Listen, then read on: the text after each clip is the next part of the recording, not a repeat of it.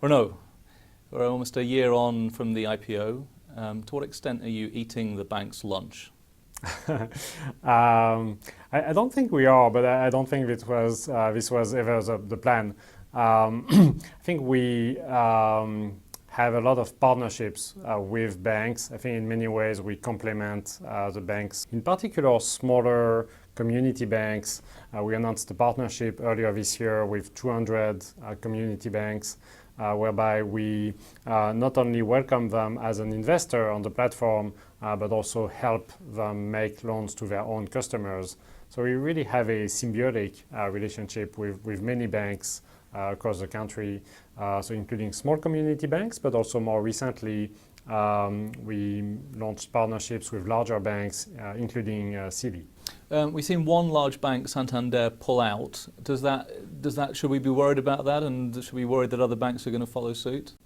I don't think so. So the case of Santander was very specific. I think Santander has been a great partner for us over the years, but they recently had a management change, and with that brought a new strategy. I think they decided strategically to get out of unsecured consumer loans, and so did they.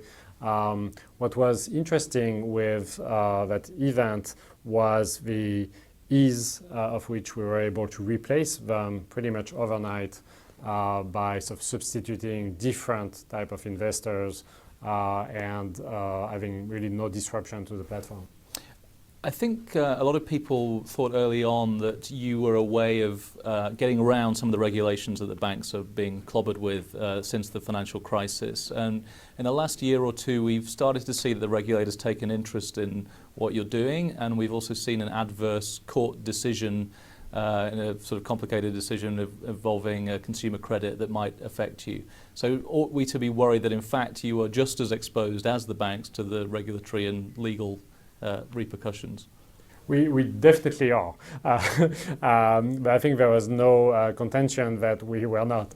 I think there was a perception maybe that we were sort of less regulated and we benefited from some kind of regulatory advantage.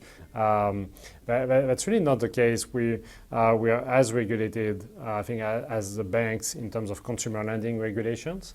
In fact, all the loans we facilitate through the platform are issued by federally regulated banks.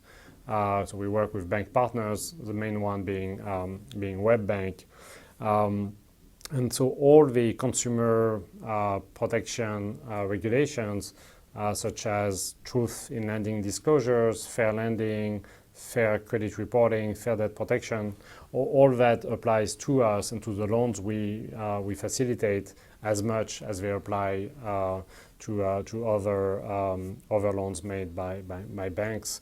I think the only part of banking regulation that doesn't apply to us for good reason is everything that has to do with the protection of deposits, because we don't take deposits. Instead of funding the loans through deposits, we fund the loans through investments we offer to investors. So there's no FDIC insurance, there's no reserve requirements because assets and liabilities are perfectly matched at any point in time. So there are differences in the way we're regulated that have to do with just a different business activity and different business model. You mentioned WebBank. In your IPO prospectus, you list as one of the risk factors the ideas that regulators might decide they don't like this model anymore and might close that down. Has that risk increased or decreased since then? I don't think that risk has changed materially since over the last year. What we're doing about it has certainly changed a bit. So we've always sort of diversified away from having a single issuing bank partner. So over the last couple of years, we've added 2 more issuing banks we work with. So we have 3 sort of active issuing banks. We also have a backup issuer. So we have quite a bit of redundancy there.